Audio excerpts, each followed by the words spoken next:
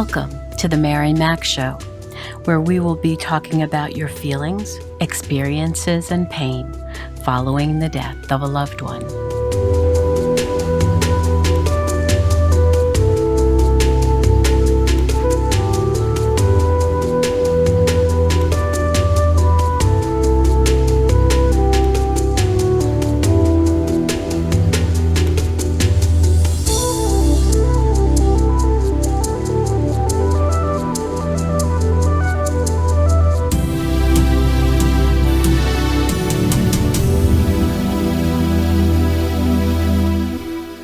Good morning, good afternoon, good evening. Wherever you find yourself in this entire world, I welcome you. So how are you doing, my friend, my warrior? I certainly hope that you are doing better this week, that you have found just a little bit more peace.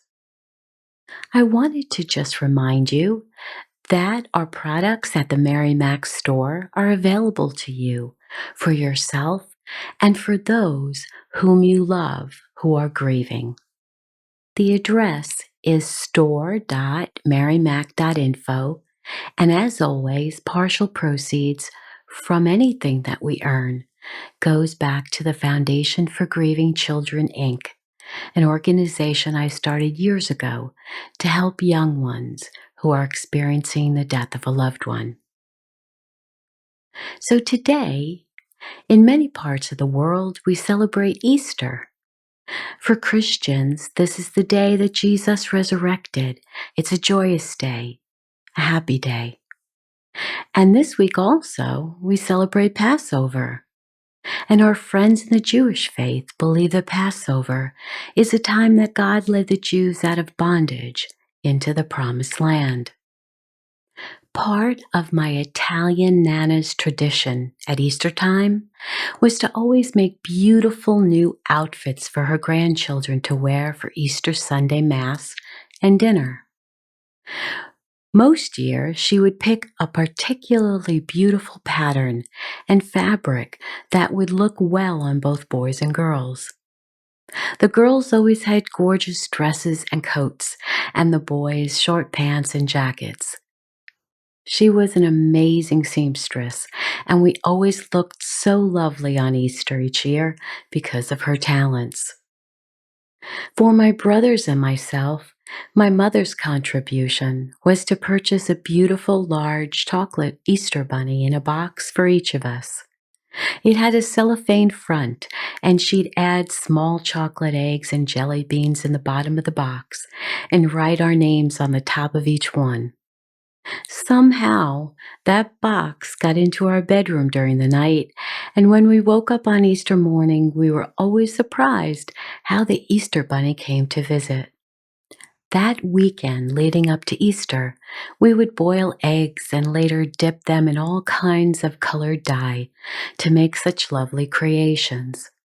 Sometimes we'd get wild and mix one color at one egg and the other color for the other end of the egg. It was fun to experiment. But on Sunday, we always gathered together with all our aunts and uncles and cousins, usually at my Nana's home for the Italian feast. Many courses, delicious food, and very full bellies.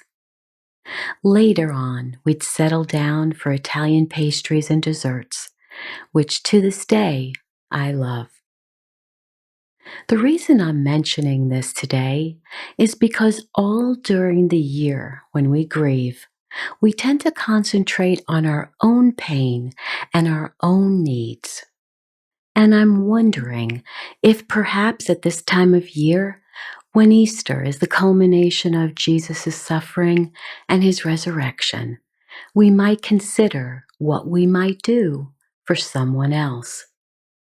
Now, whether you carry out any of these traditions in your family or not, this season denotes life and growth.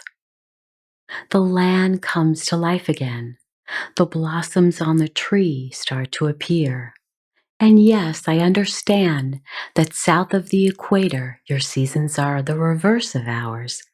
But think about what I'm saying. Whether the weather is mostly calm at this time of year, whether you're going into summer or fall, it is a glorious time to watch the seasons change. And so it is with our grief. We move from season to season within our grieving process. When we are first bereaved, all we see is shock, disbelief, deep sadness, and all is bleak. And as we move forward, there are days that seem a bit more light and welcoming.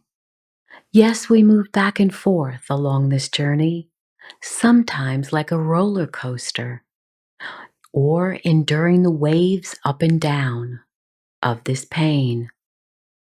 We concentrate on our own grief. We aren't so interested in helping anyone else because we feel all consumed with our own grief. There are days we want to pull the covers up over our heads and never leave the house. So, what I'm about to discuss may seem a bit weird, but I'm going to share my thoughts anyway. Did you think I would hold back on you? Yes, I can see you smirking, wondering what I'm up to. But if you are to heal well, we need to slowly concentrate on what would help someone else so that we can gain a bit of joy from our actions. We need to consider what we can do for someone else that would make them happy, possibly in a secret way or a practical way. Now, in the past, I've talked to you about being a secret Santa. I absolutely loved doing that. I would leave money in an envelope under their keyboard or in their mailbox. No name, just help. Maybe that's the way you can help now. It's simply listening to people around you, being more observant. Listen to what's going on with them. Are they telling you that they're struggling with paying the mortgage? Are they struggling with paying other bills, like their car payment or the oil for the house? Are they even having trouble putting food on the table each night? What are their concerns? And then I want to ask you, what can you do about it? Now, this pandemic, it has really put most of us in a bad place financially, and you might not be able to share from your wealth right now. But there is no reason why you can't share some of your time and effort to handle a situation which perhaps they can't do for themselves, especially if they are older and need help with their land or doing odd jobs around their home. There is so much to do for someone who is hurting. You know that because you're going through it too. They may not be grieving the death of a loved one, but they may be hurting in a different way. Perhaps a family member lost their job and they are behind on their bills. Perhaps a family member is ill and is trying to do the best that they can in their home. Maybe you can step in and do some house cleaning for them, or even shopping for them. Since so many of us have not been able to see our personal family members because of this pandemic, whether we are still quarantined in our homes or are not allowed to fly to another country, even another state because of finances, to see our family, all of us have trials right now. And perhaps we can relieve some of that pain. This is a good excuse for you to become like family for them. Now I know you're probably thinking that you are apprehensive to do such a thing, because once you start, you probably can't go backwards. And they might expect a lot more than you can possibly give. But you are an adult who has every ability to lay the boundaries within your relationship with them. Tell them that you are grieving and you are only capable of doing just so much right now. Maybe in the future you can do more for them, but you would like to reach out and do this small thing to help them. It would make you happy, and you would hope that it would make them happy too. Ask them, what is the most pressing thing that needs attention right now? Because you would like to do that for them and see what they tell you. It could be as little as going to pick up their medication at the pharmacy each month. It could be picking up their mail at the mailbox for them because it's just so hard for them to walk now. It could be making a meal for them, or you might even include them in a meal in your home so that you both are not so alone. Could it even be taking a very small potted flowering plant or a shiny balloon to residents of a nursing facility who never get any visitors and have no one in their life? Either that or their relatives live so far away and can't make it right now. After all, at a certain point in our life, we may find that all our relatives have died before us. So check with the administrative office and ask which residents do not have any visitors, and then drop in and cheer them. You know very well how life can take a twist and turn, and not for the good. You might have lost the love of your life in a tragic accident. You expected to grow old with them, and now you are alone and in deep emotional pain. You never expected this to happen. You never expected them to leave you all alone. And your neighbor or other person might be dealing with something very similar. Maybe they didn't lose someone close to them recently, but maybe it was many years ago, and they are living out the life they were handed all by themselves. And here you come, a bright light in their world that they never expected to see again.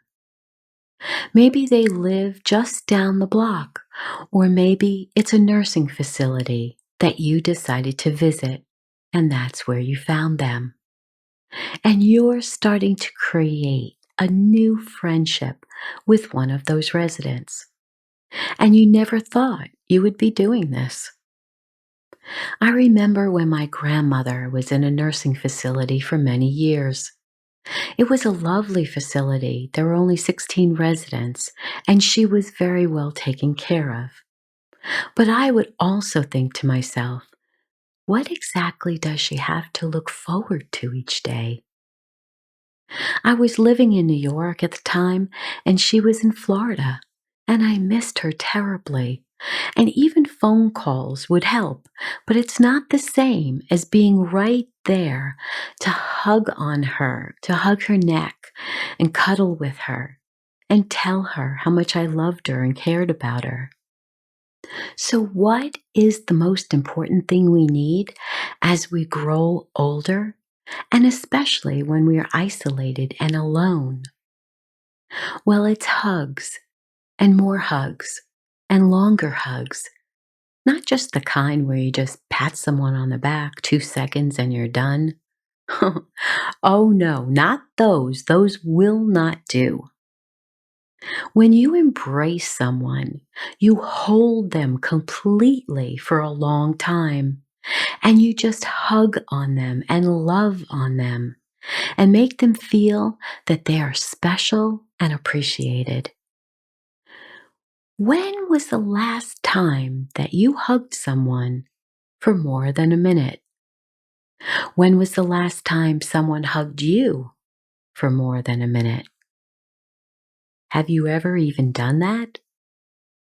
Well, this week, I challenge you to hug someone for longer than a full minute. What does that feel like? Does it feel a little strange at first? Well, maybe. If you've never done it, I'm sure it will feel strange. When you want to bond with someone, whether romantically or just platonically as a friend, you will find that hugging someone sincerely will not only help the person you are hugging, but also yourself. You will find a sense of comfort and peace when you're doing this. I once read in a book that if a husband and wife hug each other for 3 minutes before they leave the house each day and each other, and then another 3 minutes when they come home and reconnect with each other, that their marriage has a significantly higher rate of success than if they simply give each other a peck on the cheek or on the lips and leave each other for the day. I also learned that it's better to hug someone with your head to the right of them, so it's heart on heart that's connecting. So when you go to hug someone, put your head to the right, and they will put their head to the right as well, and your hearts will be connecting with each other for that time that you're hugging. I started to do this with my David, and it's so nice. It's just so lovely. Just lingering there for a longer time brings you such peace and calm and connectedness. So please do try this, and I'd like to hear what happened when you did. And if you think this is silly, well, I ask you to dance at the end of each of my episodes, so why do you think this would be any more silly than that? You know I ask you to dance at the end of every episode because we have spoken about very serious topics here, and I want you to feel happier and dance and enjoy yourself and bring yourself into a good mood again. You're going through so much right now, and I want you to feel a little happier because you deserve to feel that way. I want you to get past the guilt and possibly the shame of thinking that you have to wear an imaginary black shroud throughout your life now that your loved one has passed. No, we do not want to do that. We are working toward creating a magnificent new life for ourselves, even though it doesn't seem possible right now. But as time moves forward, and if you do not allow yourself to worry about what anyone else says or does or thinks, and just concentrate on what is working for you, then you will move forward successfully. And that's what I want for you. So today, on Easter, and as we also celebrate Passover this week, I want you to take this time to reach out to someone you know or someone that you've heard of who needs help and see what it is that you can help them with. You can tell them up front that you're grieving, that you possibly don't have a great deal of money to help them with, but you do have time and you do have energy and effort, and you'd like to do something for them that they may be in need of. Instead of concentrating so much on your own grief, let's look at how we can make someone else's life better. When we take the focus off ourselves, we find comfort and happiness in helping someone else. My challenge to you today and all this week is to give of yourself.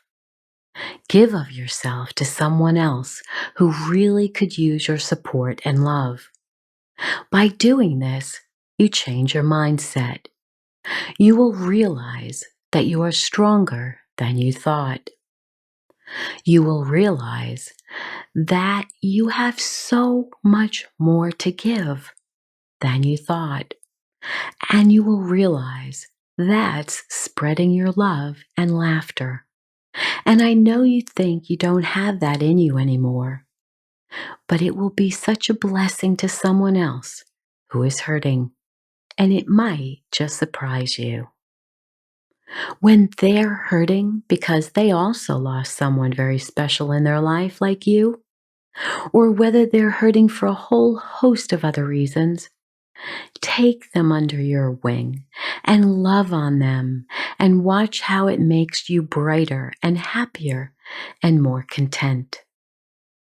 I'm sending you wonderful wishes for a happy Passover and a happy Easter this week. Bless you, my friend, for all the good you do for others, even while you are hurting too.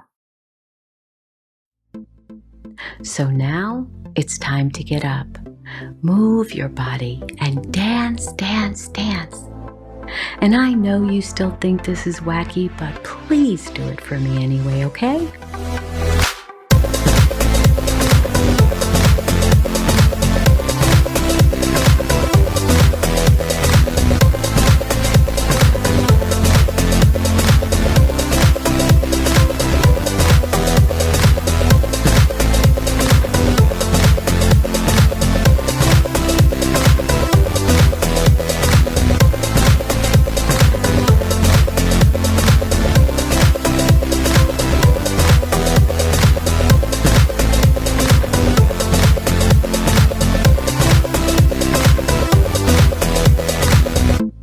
Thank you for listening in today, and share my podcast with those who may benefit from its knowledge. Remember to write 5 things in your journal each night that you are grateful for. Please subscribe to my podcast and rate and review it at themarymacshow.com, our new site just for the podcast. If you'd like to leave a comment on this episode, you can go to my marymac.info site and let your heart share what it needs to share on my blog for episode 70. And remember to sign up for my private email list so we can stay in touch. You can receive my free book there as well. And as always, remember to be happy because you deserve to. I'll speak with you again soon.